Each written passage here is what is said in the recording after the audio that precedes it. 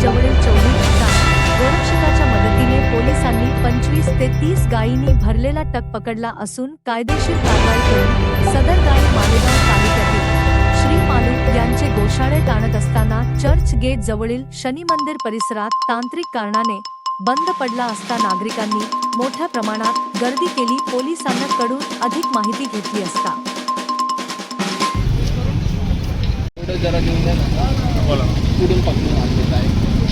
आता ही जी गाडी आहे ही जनावरं वाहतूक करताना गोरक्षकांनी चांदोड पोलीस स्टेशनच्या हद्दीत कानडगाव फाटा इथं पकडलेली आहे।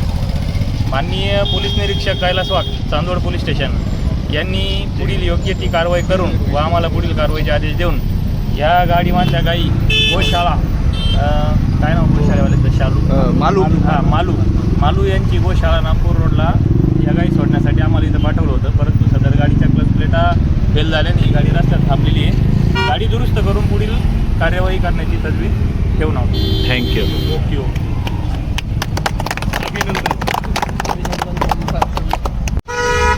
सदर घटनेबद्दल नागरिकांकडून पोलीस व गोरक्षकाचे कौतुक करण्यात येत आहे।